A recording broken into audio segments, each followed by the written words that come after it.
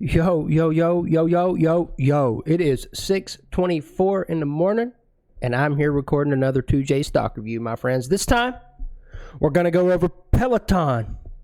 Before we move on, solo brands, my friends. Let me tell you something. The day after making the solo brand stock review video, they announced a new CEO. The share price cut in half, my friends. Nuts. So the $6 price target I said was a buy. It currently sits at about $3.50, which makes it a mega buy, okay? Because the business hasn't changed, just a new CEO. But on to the next one. I just wanted to mention that as we start this. But on to the next review. Peloton. Peloton makes the popular bikes, popular workout bikes. They became really popular during COVID. And a lot of people had them in their home, like at-home gyms, et cetera, et cetera, et cether. And I sort of got the inspiration to cover Peloton because this graph follows a similar path as Solo Brands did, and I considered it a buy, okay?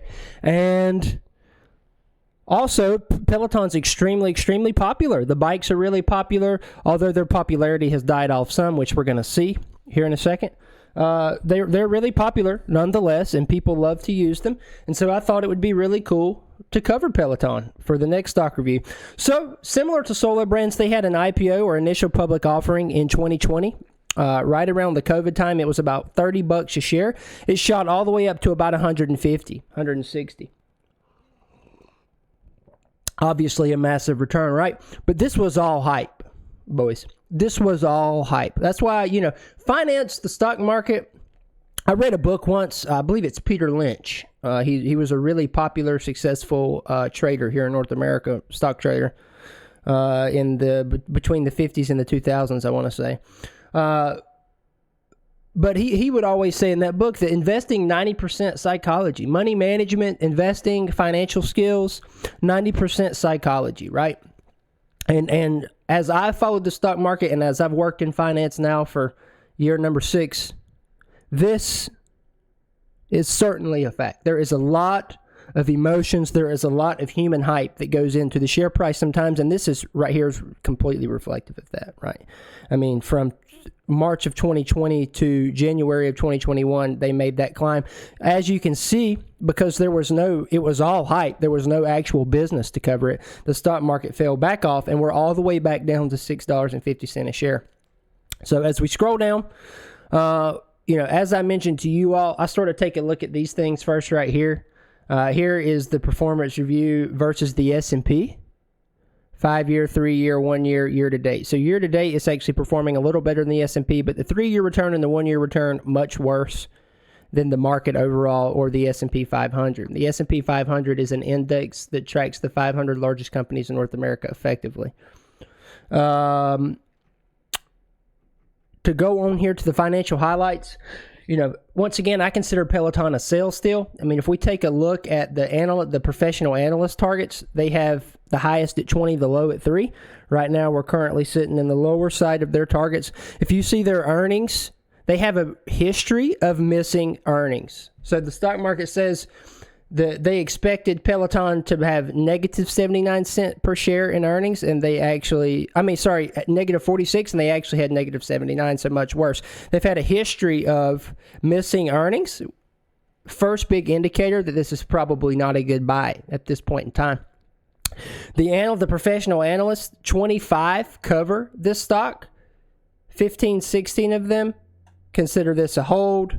A couple consider it a buy, and a couple consider it a sell. I consider it a hold to a sell. Don't buy, right? If we go into the important part, the biggest part for me, the financials, this is really, like I said in the first stock review, this is really where I make my decision on investing. I take a look at these because this is what I know how to read. This is my language. This is what I do, for lack of a better term. So if you notice, the revenue took a shot up 2020 to 2021. That was that big boom, right, where they're selling all of these Peloton equipments. If you notice, their best year at probably $4 billion in revenue, they had negative EBITDA, negative EBIT, and they had negative earnings per share. Okay, which means they had negative net income. All right, net income from continuing operations, negative $189 million on their best year. Keep that in mind. So as we follow through, their revenue actually falls off like we would expect. They're selling less bikes as COVID passed.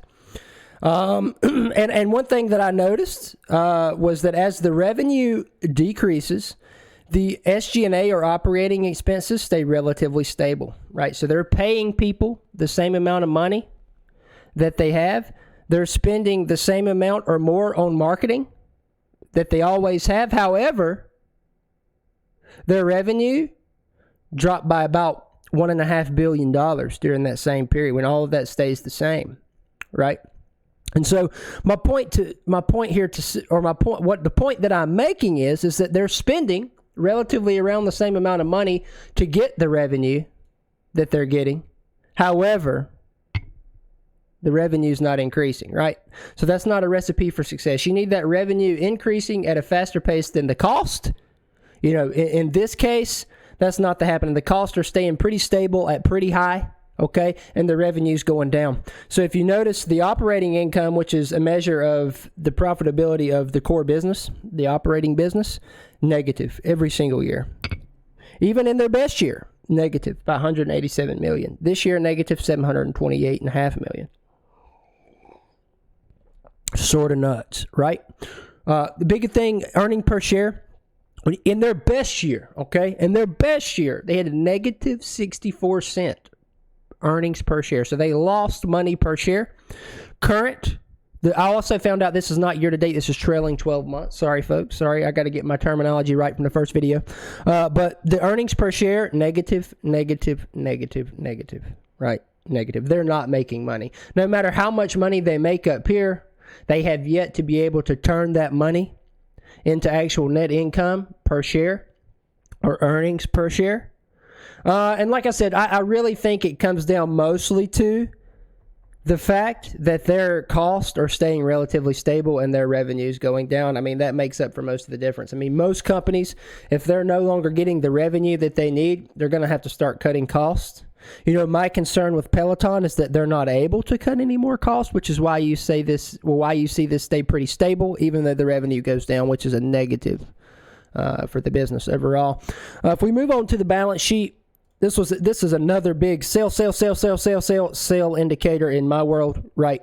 So total assets, 2.7 million, total liabilities, 2.7 billion, total liabilities, 3 billion. Okay, so total liabilities exceed total assets by about $300 million, thereabouts. So what does that tell you, right? That tells you in the event of a downturn, this company would not be able to liquidate or turn into cash every single asset that they have and continue to survive without having to ask the bank for more debt. And we'll sort of get to that as we go down here. And that's a pretty scary place to be for a company, in my opinion. Because like I said in the first video, and I'll say in every video of any stock that I review, business does not always go up. It is physically over the long term, not impossible. Almost certain with a solid company, okay? But in a 1 to 5 year period, let's say, most of the time, the economy is going to go through its roller coaster motion, right? The ebbs and flows, the dips and valleys, or peaks and valleys. It's just going to do that. And so in a 1 to 5 year period, your business is going to face a tough time. It's inevitable. And so if you cannot cover your liabilities, you're in deep shit, folks, for lack of a better term. And their cash, they do have a solid cash balance, I saw. And their cash balance does cover their current liabilities. Barely, however. It's not necessarily a place you want to be. But it does cover it. Looks like most of their liabilities are long-term debt and capital, which isn't entirely a bad thing. However, just as I said earlier, they may be needing debt to sustain operations. And if you notice, they took up from the huge year they had from 2020 to 2021, they took on, $800 more million in debt. And from this year to this year, 900 more million. So 900 million to 800 million, effectively, from 2020 to 2021 and from 21 to 2022 that they gained in debt to invest into their company. And obviously, as you can see, total assets going down. So they're not generating more cash. Their cash is going down. over time, and they're not generating more revenue, right? So it's likely that they have to take on even more debt to continue to survive unless things change in the revenue department, okay? So not too bad off, but regardless, when I look at total assets and total liabilities, we're short, right? I don't like investing in companies that don't have at least 2 times the amount of assets than liabilities. And there's a measure called the current ratio, which measures the liquidity of a business. So it's current assets minus current liabilities, which is something I looked at a second ago. So, it does check out pretty well for this company. It is over 2. However, that's the current ratio, that being over 2, pretty good. But the acid test, if we take out inventory, it's called the acid test, is essentially the current ratio subtracting inventory. We're pretty close to even. I mean, we're at 1,700,000,000. We're just above 1 current ratio, which is not bad, okay? Not bad, but still, long term, this company still is a bit more leverage than I would like, which means they have more debt than I would like, right?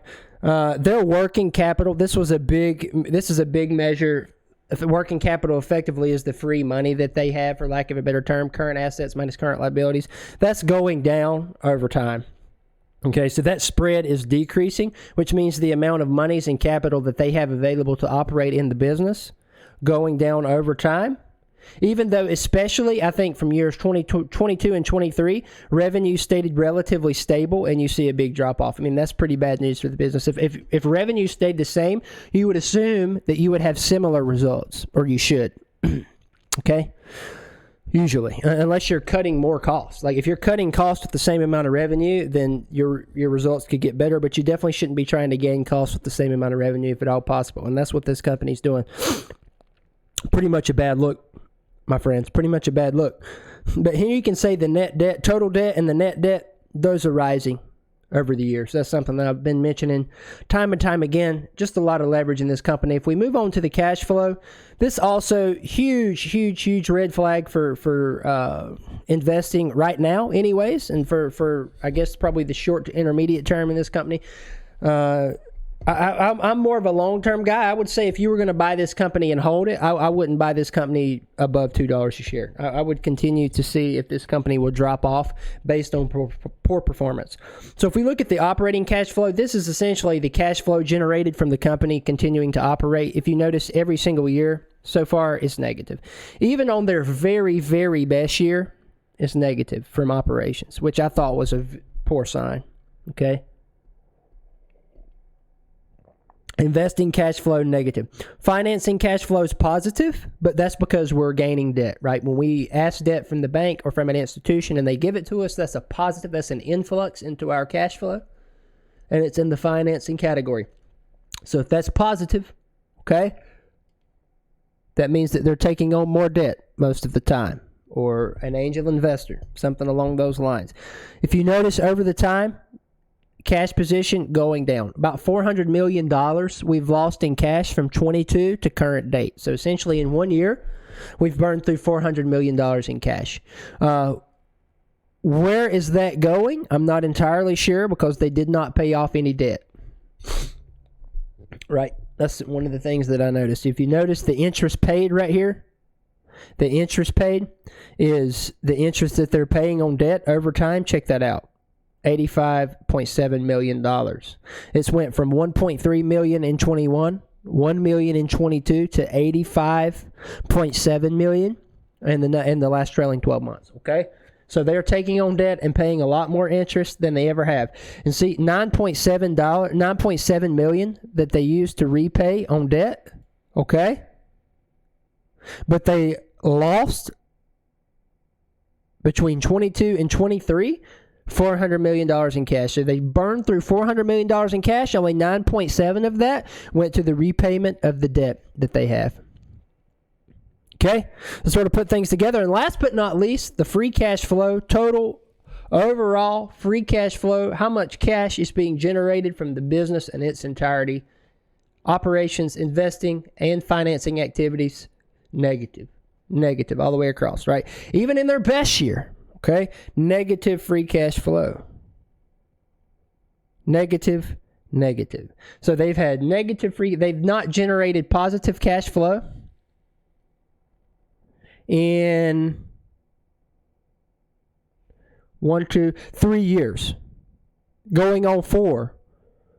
And one of those years was their biggest ever year, record year for revenue as a company.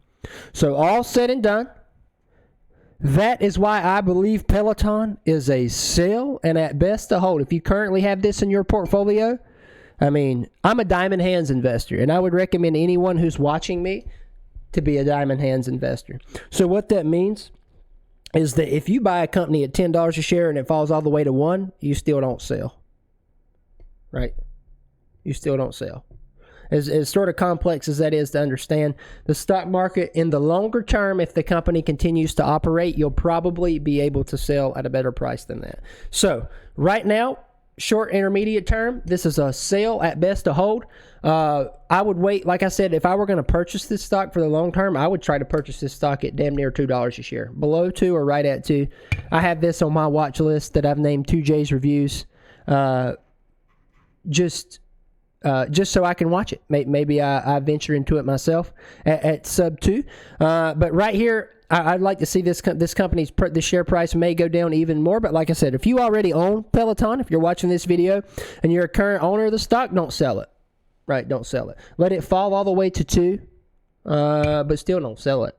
If you feel like if it gets to a point where you feel like the company will never return, you can sell for a tax loss. So whatever amount of money you lose, you can write off on your taxes at the end of the year. So, regardless, be a diamond hands investor if you've already purchased it. Hold it for as long as you feel like you can stomach it and move on, my friends. But that's my coverage of Peloton. If you guys have any other stock that you'd like to see me review, I would be glad to do so, my friends. It's been a lot of fun starting this. I will continue to do this. I have some other companies already picked out for the following weeks. It would be really cool, though, if someone had some comments, some suggestions, some companies they would like to see me cover and give my opinion on. That would make things a lot more interactive with this type of thing, and really cool, my friends. But I appreciate you guys watching. And don't buy Peloton. Peace. Peace. Peace.